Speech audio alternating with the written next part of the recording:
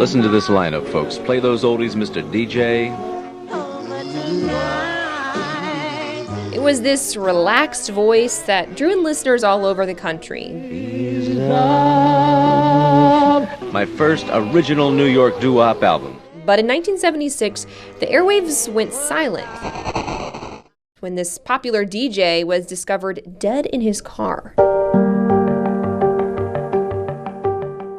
Didn't surprise me when I heard what happened. There was a streak in him of bad that even he couldn't control. They were intent on making sure that he wasn't going to survive. I'm Leslie Ackerson. And I'm John North. This is Appalachian Unsolved, the podcast.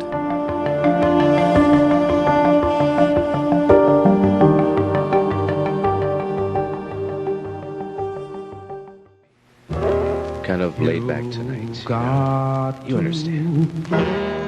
The man behind the mic, that is Gus Gossert. He was a celebrity DJ known all across America. It was the 60s and the 70s, and he was kind of at the peak in the music industry. He was a young guy.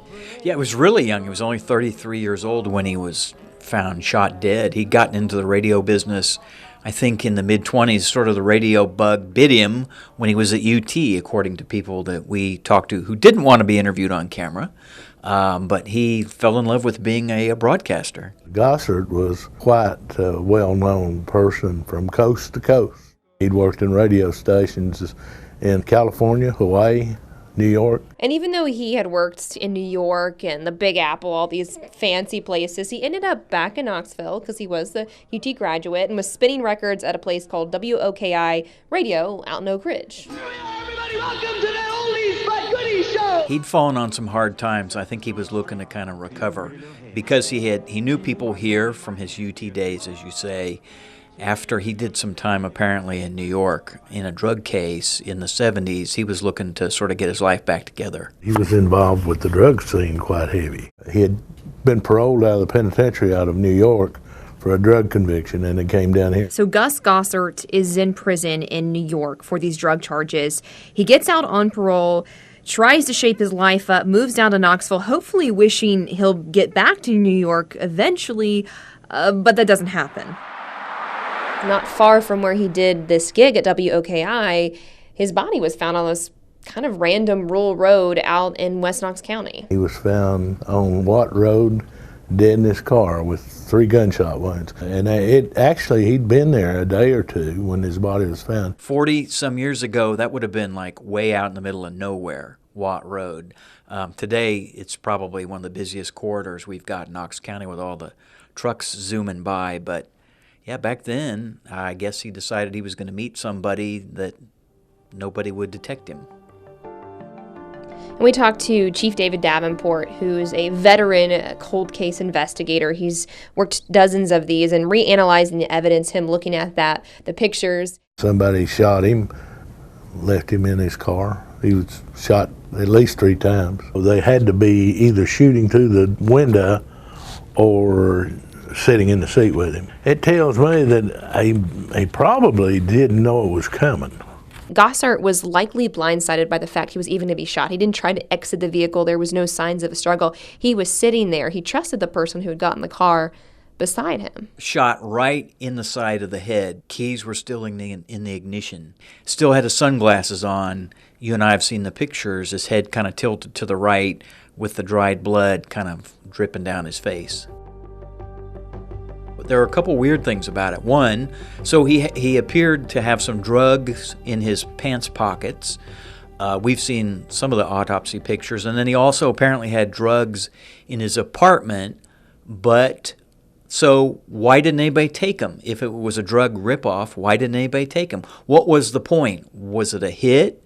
Did he owe money? Did somebody get interrupted in the killing? We don't know. He was meeting somebody. We had a witness say that he tried to borrow some money from him, and they told him he was going to go make a drug deal. And because he had the New York connections, some speculated it could have been a contract murder.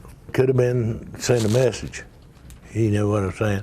They were intent on making sure that he wasn't going to survive. Now, this news made national headlines. It was in the New York Times, all over the place, but it really didn't surprise people because of his history. You got to speak to an ex-girlfriend of his, Harriet Schwartz, who dated him back in the 70s. Hi, 1, 2, 3. 1, 2, 3. Testing 1, 2, 3. Appreciate your time, Harriet. I won't take a whole lot of it. Let's just chat a little bit about Gus. This was a guy, loved what he was doing, loved the music, brought back obscure type of doo-wop and oldies, and he had it all. Yeah, so she describes kind of a wild lifestyle. I mean, it's a bit glamorous. Late 60s, early 70s, you're a DJ. That was still a really big deal, especially if you were a DJ in New York. Worked, I think, starting with WCBS and then went on to PIX. You're kind of a big deal in the city. He would host gigs at performance halls where they'd play records. It was kind of glamorous. I loved his show. I loved the music he was playing. And I thought, well, this is somebody I want to get to know. My feeling is that Gus Gossert brought oldies back to New York. He did. Yeah, she was just kind of, I think, a young New York girl, and he was kind of this big jock on the radio, very impressive, but he also had a dark side. Gus was a very intricately made human being. There were a lot of facets to him.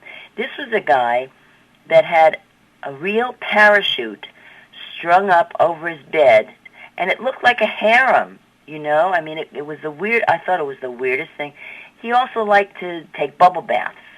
There was a lot of facets to this man, but there was also a lot of evil, and the evil for me outweighed the good. Harriet talked about he could be a lot of fun to be with, but he also mixed with a darker, shadier crowd and probably got into drugs too heavily. I remember her talking about a couple parties she went to where she thought, this is getting out of hand, this is trouble. I learned a lot from Gus Gossert. Some of it was good. It helped me to grow up. But some of it was really, really devilishly awful. And I was smart enough to know that I had to walk away. That's exactly what pushed her away. She recognized that. She knew it was something she shouldn't be mixed up with, and she kind of distanced herself from him. He was dealing drugs, and I wasn't into that. He would have Halloween parties where you had to come in costume and remain in character, and people would be so weird and so strange.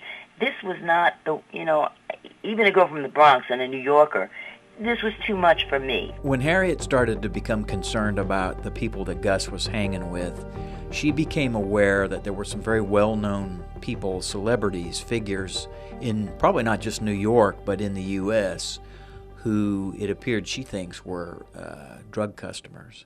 Didn't surprise me when I heard what happened, and I also felt that there was probably some validity to the fact that, who knows, maybe it was a woman that he jilted, maybe it was the husband, as other people have told me.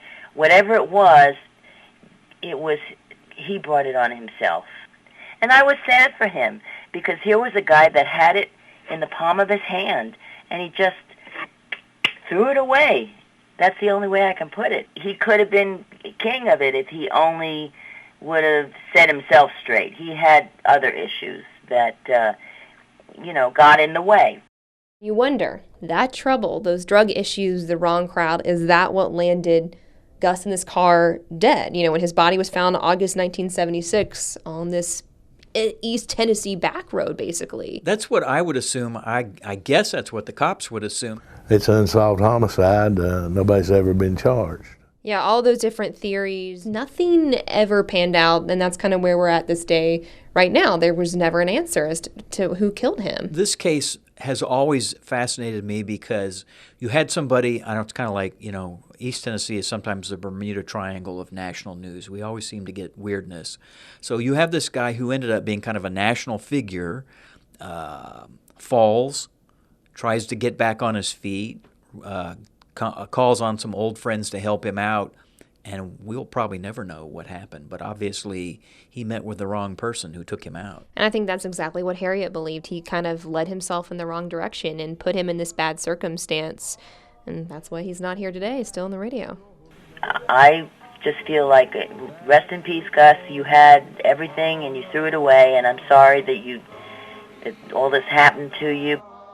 And if you killed someone with that big of a following and notoriety, I think you would talk. I think people know there's somebody out there that has that information that they can come forward with and put an end to this case being cold. When we were doing reporting on this case, you know what I thought was interesting? I called some people in the radio industry here locally who knew him. One person who sort of mentored him, and they were like, oh yeah, and they told me all kinds of stuff. They did not want to go on camera. They were still worried. It's fascinating to me. So, like, if you go on Facebook, there's a whole page dedicated to him. Just look up Gus Gossert on Facebook. And his name is still, I guess because of the nature of his business, broadcasting, and because it struck a chord with people, he's still out there. His voice is still out there. And if you go check out Amazon.com, there's an album out there which has him, I think, DJing some of his favorite 20-some doo-wop recordings. You can still listen to him. You can still buy it. His legacy lives on. I just, as you and I are talking, somebody out there knows what happened. If you think that money can pay for the hard years I've suffered till things broke your way. I think one of the things that's sad about this story about Gus's death is he was young. He was 33 years old. Yes, he hung around with some bad people, maybe got mixed up in some bad things. But he died in a really terrible way at a really young age with no answers. We're not really sure if any of his family is still around, if there was anyone special to him that cared about him. But despite all that, he still deserves justice, just like anybody. Someone who's out there listening to this story or maybe have read about it online, they might know something about it that could help put an end to this case. Even if it's an anonymous tip, some little tad bit of information probably traveled. If you do have any information, you want to share it and you want to help close this case, you can call the Knox County cold case number at 865-215-2243.